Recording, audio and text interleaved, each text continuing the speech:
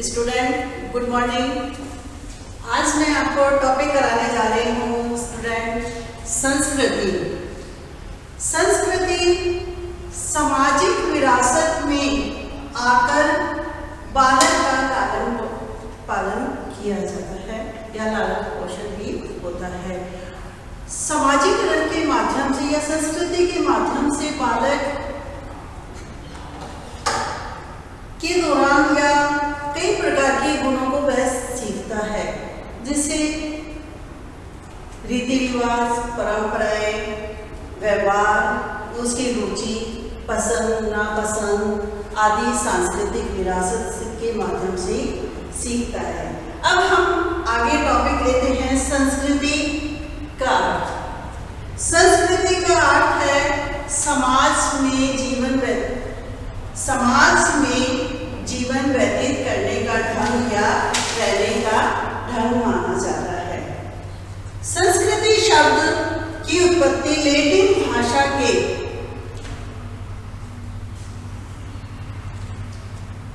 कल्चरा शब्द से मानी जाती है, जिसका अर्थ क्या है?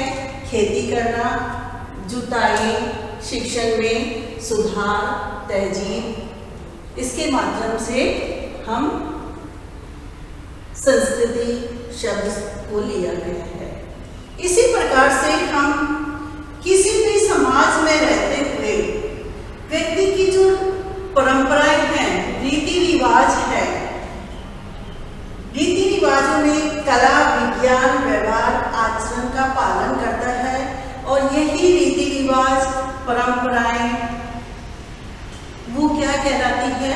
हमारी संस्कृति कहलाती है।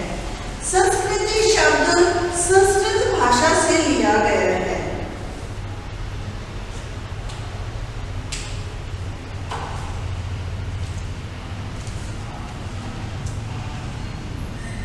संस्कृति शब्द संस्कृत भाषा से लिया गया है। दोनों का ही अर्थ क्या है? संस्कार। दोनों का अर्थ क्या है? संस्कार। संस्कार का अर्थ है कि कुछ कृत्यों की पूर्ति करना, मतलब सामूहिक जीवन में रहते हुए आप विभिन्न प्रकार के कुछ कृत्य करते हो या कुछ कार्य करते हो, जिसे आप समाज में रह रहे हो तो समाज में आपकी क्या क्या रीति रिवाज है, परंपराएं हैं, वो आप पूरा करते हो। किस तरीके से आपका व्यवहार है, उसके माध्यम से व्यवहार है, आचरण है, वो आप संस्कृति के अंतर्गत करते हो। हम देखते हैं कि किसी ने सत्य कहा है, अगर किसी व्यक्ति के पास से उसकी संस्कृति को छीन लीजिए तो उसके पास क्या रह सकता है? कुछ रह सकता है? अगर वह नियमों का पालन नहीं करे या रीति रिवाजों को नहीं माने तो हम क्या कह सकते हैं? अगर व्यक्ति से किसी प्रकार की संस्कृति को छीन लिया जाए तो वह माना नहीं रहेगा, वो एक प्रकार के बंधन के समान माना जाता है। नेक्स्ट आता है संस्कृति की परिभाषाएं। मैकाइवर के अनुसार संस्कृति हमारे जीवन क्रमों, दैनिक संपर्कों, कला, साहित्य, धर्म, मनोरंजन आदि में हमारी प्रकृति की अभिव्यक्ति है। संस्कृति क्या है? हम जीवन में जो क्रम करते हैं या जीवन का जो हमारा चक्र है, हम दैनिक जीवन में भी कई व्यक्तियों के संपर्क में आते हैं और उसमें धर्म भी हो सकता है, साहित्य भी हो सकता है या मनोरंजन से संबंधित हम कार्य भी करते हैं। तो ये सब हमारी जो अभिव्यक्ति है वो क्या है? संस्कृति है।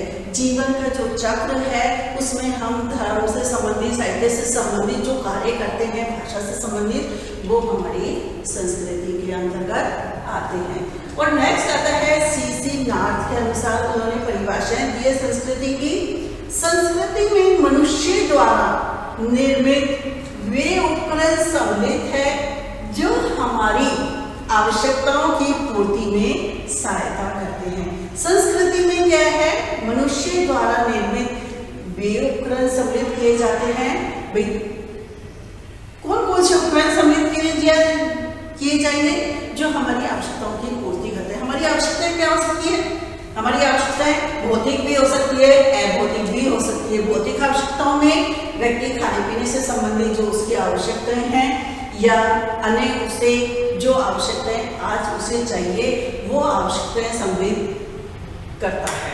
और अभौतिक आवश्यकताओं में हम देख सकते हैं हमारी भाषा से संबंधित, साहित्य से संबंधित हो सकता है, हमारे रीति रिवाजों से संबंधित हम उसका पालन करते हैं, वो अभौतिक से संबंधित हो सकता है। नेक्स्ट है बच्चों,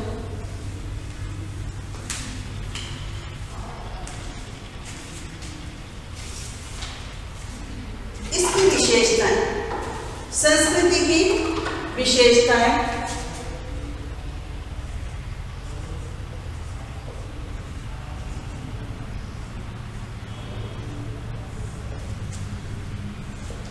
फर्स्ट आता है संस्कृति हमारी आवश्यकताओं की पूर्ति करती है। संस्कृति हमारी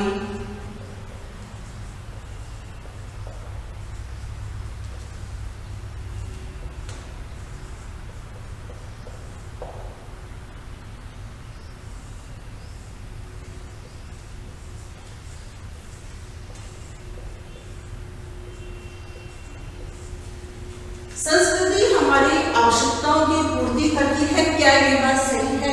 बिल्कुल सही है। हम देखते हैं कि संस्कृति हमारी सारी आवश्यकताओं की पूर्ति करती है। अब आप बोलोगे किस रूप में स्टूडेंट करती है?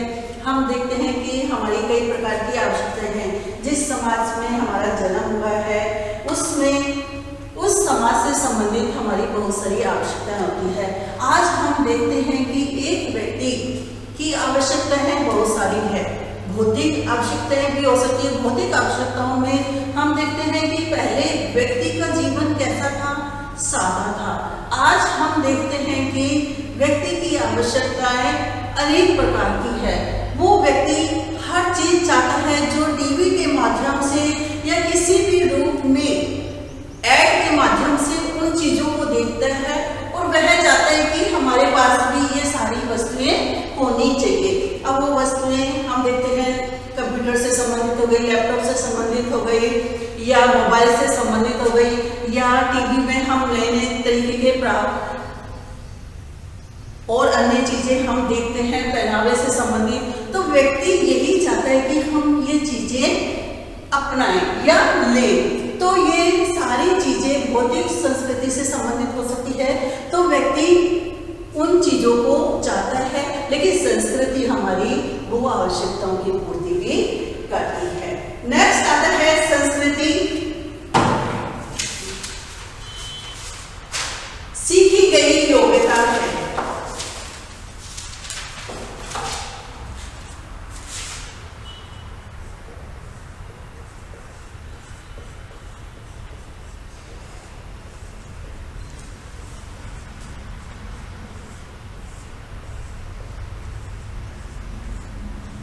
संस्कृति सीखी गई योग्यता है।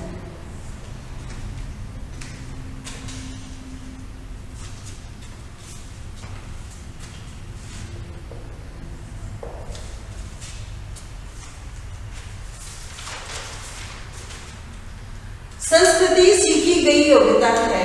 हम देखते हैं संस्कृति सीखी गई योग्यता है, बिल्कुल सही है, क्योंकि हम दूसरों के माध्यम से उनके विचारों की क्या करते हैं? अभिव्यक्ति को ग्रहण करते हैं, उनकी अभिव्यक्ति और अपने विचारों को भी दूसरों तक पहुंचाने की कोशिश करते हैं। अब इसमें जो ग्रंथ लिखे गए थे पहले, रामायण महाभारत, उनके माध्यम से भी या साहित्य के माध्यम से भी, बुक्स के माध्यम से भी हम क्या करते हैं?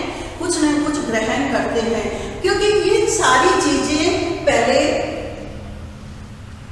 बुक्स पहले उसका विवेचन हो चुका है या उसकी लिखी गई है और उसके माध्यम से हम ज्ञान प्राप्त करते हैं। और इसी रूप में हम अन्य चीजों के माध्यम से भी हम सीख सकते हैं।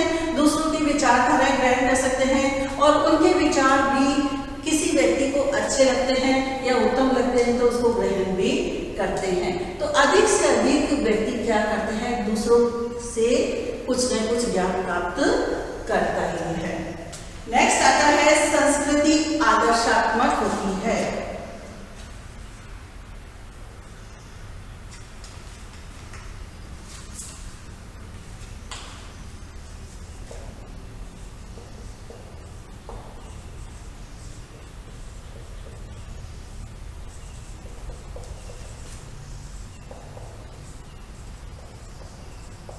संस्कृति आदर्शात्मक, संस्कृति हमारे सामने आदर्श प्रस्तुत करती है। कुछ न कुछ अच्छे विचार हम संस्कृति के माध्यम से सीखते हैं और वह आदर्श क्या होते हैं, नियमों में रहते हुए हम अपने विचारों की अभिव्यक्ति करते हैं और हम देखते हैं कि पीढ़ी दर पीढ़ी ये चीजें हस्तांतरित होती रहती है। संस्कृति क्या है, एक पीढ़ी से दूसरी पीढ़ी तक हस्तांतरित होती रहती है और व्यक्ति उसको क्या करता है, सीखता ही रहता है। नेक्स्ट है भाषा संस्कृति का मुख्य वाहन है।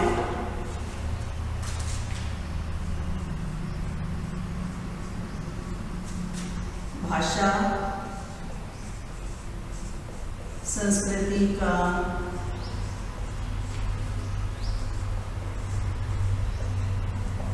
मुख्य वाहन है।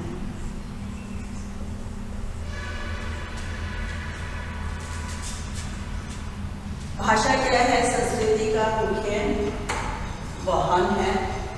हम देखते हैं भाषा के माध्यम से व्यक्ति अपने विचारों की अभिव्यक्ति करता है, भाषा के माध्यम से ज्ञान प्राप्त करता है। वेद हो, पुराण हो, बाइबल, अन्य जो बुक्स होती है उनके माध्यम से बालक क्या करता है, ज्ञान प्राप्त करता है। और ये भाषा ही है जो एक पीढ़ी से दूसरी पीढ़ी को हस्तांतरित होती रहती है। नेक्स्ट है संस्कृति का प्रवाह निरंतर चलना।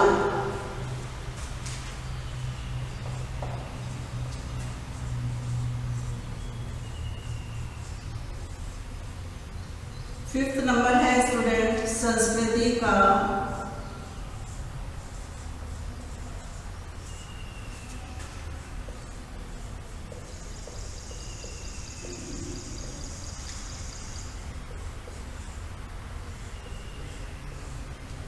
संस्कृति का प्रवाह निरंतर चलना।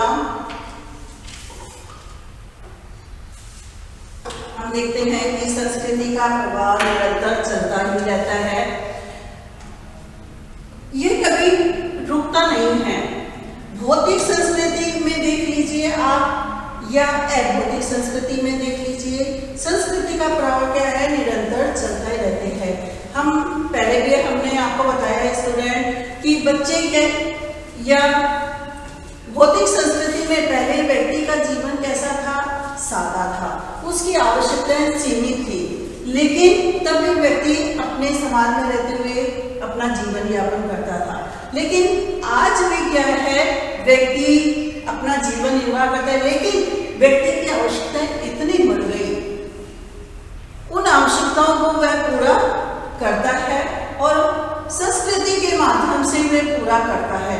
क्यों करता है, क्योंकि उसकी आवश्यकताएं दिन प्रतिदिन बढ़ती जा रही है और संस्कृति ही वह है जो व्यक्ति की आवश्यकताओं को पूरा करती है।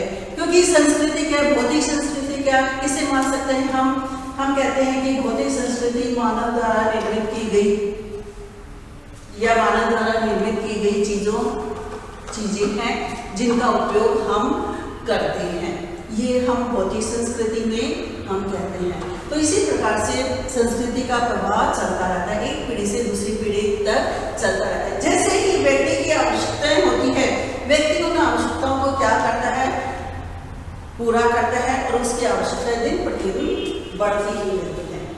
नेक्स्ट आता है प्राचीनता।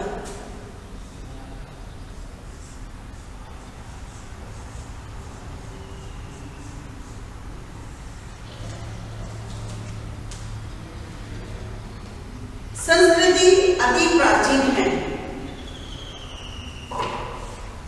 संस्कृति क्या है, अति प्राचीन है। हम देखते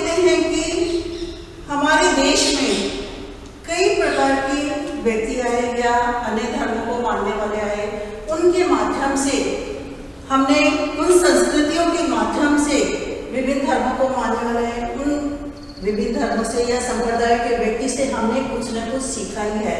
और हमारे देश में उतार चढ़ाव भी है, लेकिन यह संस्कृति है, उतार चढ़ाव को देखते हुए भी हमने उसको अपनाए रखा है और उसमें हमने उतार चढ़ाव भी देखे हैं और इसके बावजूद भी अस्तित्व में है हमारी संस्कृति। नेक्स्ट आता है स्टूडेंट, संस्कृति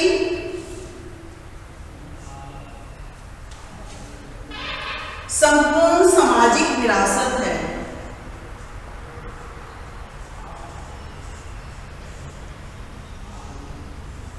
संस्कृति संपूर्ण सामाजिक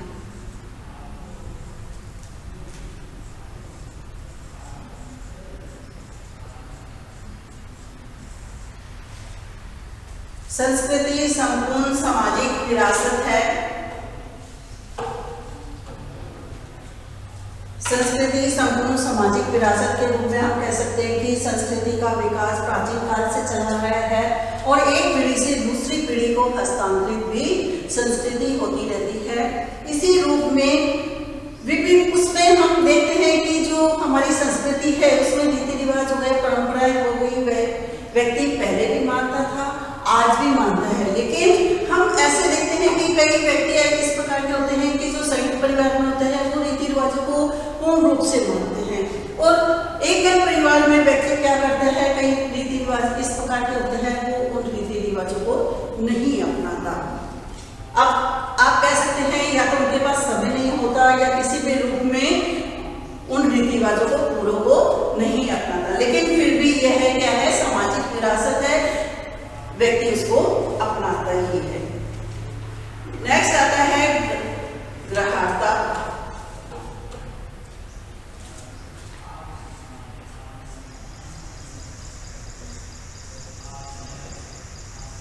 ग्राह्यता का अर्थ है ग्रहण करना।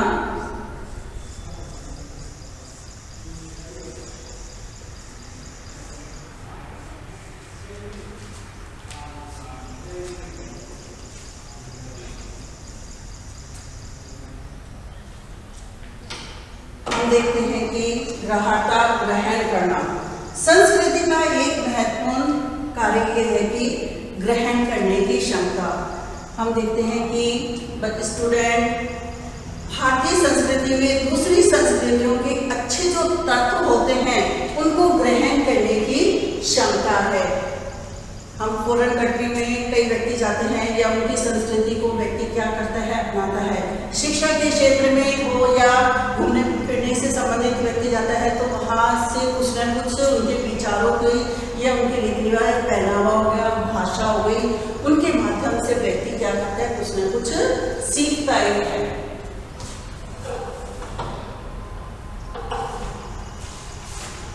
नेक्स्ट है स्थायित्व की भावना।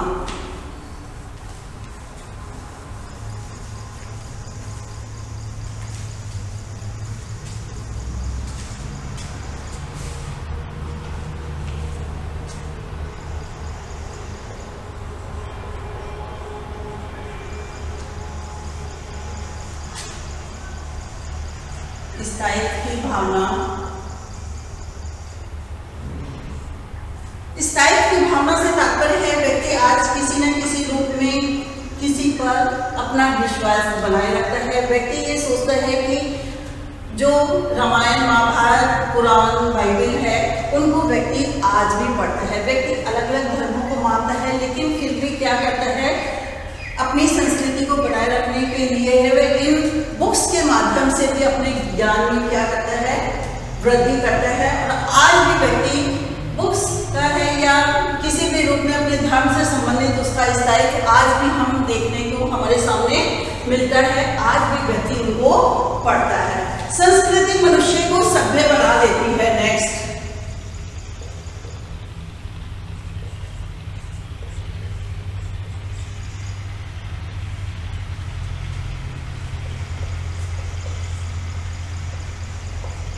संस्कृति मनुष्य को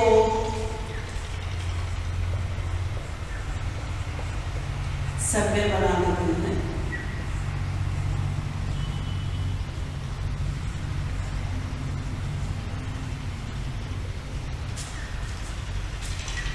क्या सही है स्टूडेंट? संस्कृति मनुष्य को सभ्य बना देती है, बिल्कुल सही है।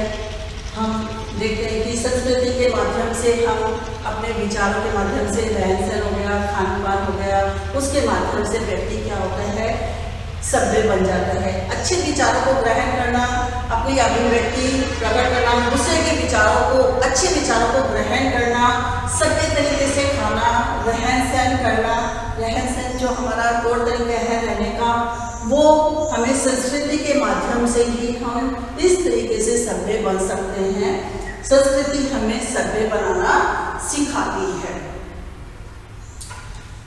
संस्कृति समन्वय की भावना, संस्कृति में समन्वय की भावना।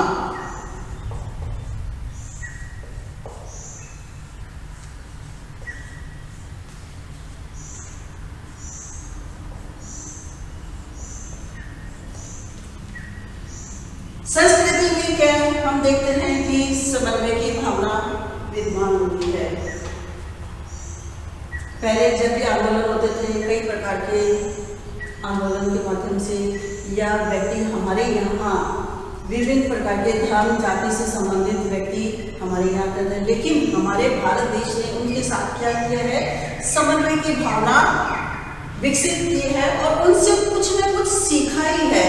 उनकी जो कल्चर है, संस्कृति है, उनको उन्होंने अपनाया है हमारे देश ने, और इस तरीके से हम कह सकते हैं कि समन्वय की भावना है।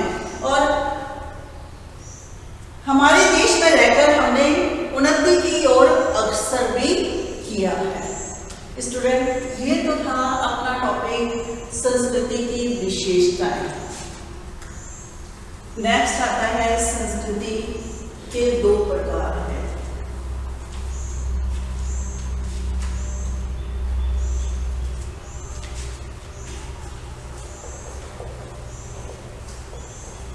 संस्कृति के प्रकार। फर्स्ट आता है भौतिक संस्कृति, सेकंड अभौतिक संस्कृति।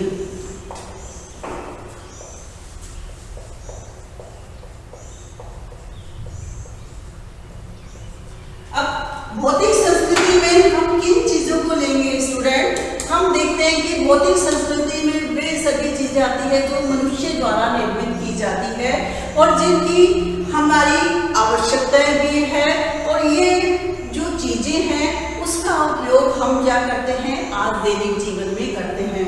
आज हमारी जो आवश्यकता है इतनी बढ़ गई है कि हम उसका उपयोग करते हैं। हमारी आवश्यकताएं दिन प्रतिदिन नई नई चीज़ों की आवश्यकताओं को महसूस करती है, और हम देखते हैं कि जो नई चीज़ें हम किसी भी रूप में देखें, पत्रिकाओं के माध्यम से देखें, नेट के माध्यम से देखें, या टीवी के ऐड के माध्यम से देखते हैं, तो हर कोई व्यक्ति ये चाहता है कि हम उन वस्तुओं को अपनाएं और अपने जीवन में भी उन वस्तुओं की उसकी उपयोगिता होगी तो वह उसको लेगा ही। इसी रूप में हम देखते हैं नेक्स्ट अभौतिक संस्कृति।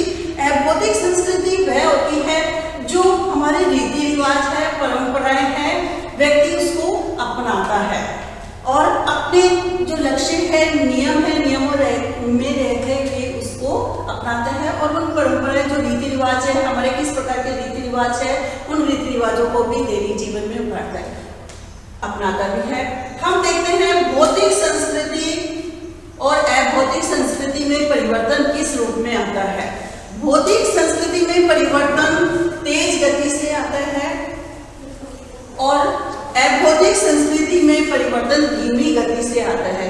भौतिक संस्कृति में परिवर्तन तेज गति से आज हम देखते हैं हमारी आवश्यकताएं बढ़ गई, तो इसकी आवश्यकताएं जैसी आवश्यकताएं होंगी उन आवश्यकताओं को हम क्या करेंगे, पूरा करेंगे, और इसी प्रकार से भौतिक संस्कृति में परिवर्तन तेजी से होता है। पहले हमने देखा हमारी जो आवश्यकताएं थी सीमित थी, आज हमारी आवश्यकताएं क्या हो गई, इतनी बढ़ गई कि हम उस आवश्यकताओं को लेना भी चाहते हैं, अपनाना भी चाहते हैं। इसी प्रकार अभौतिक संस्कृति में परिवर्तन धीमी गति से होता है। क्यों होता है? क्योंकि जो हमारी रीति रिवाज है हम एक साथ तो उसको ऐसे तो नहीं कह सकते कि हम उसको छोड़ दें। उसमें परिवर्तन क्या कर सकते हैं, धीमी गति से ही होता है। कई रीति रिवाज इस प्रकार के होते हैं कि उसको अपनाना कोई जरूरी नहीं होता। संयुक्त परिवार में जैसे मैंने आपको पहले बताया, संयुक्त परिवार में अगर हम रहते हैं तो उस रीति रिवाजों को हर कोई व्यक्ति अपनाता है। लेकिन अगर एकल परिवार में हो जाते हैं तो हम क्या सोचते हैं, उन रीति रिवाजों को नहीं अपनाएं, कोई देखने वाला नहीं है या नहीं अपनाए या उसको अपनाते नहीं है। ऐसा पूरा तो नहीं अपनाते, कुछ को वह रीति रिवाजों को अपनाते हैं। इस प्रकार से अबौद्धिक संस्कृति में परिवर्तन धीमी गति से ही होता है। Student, thank you student.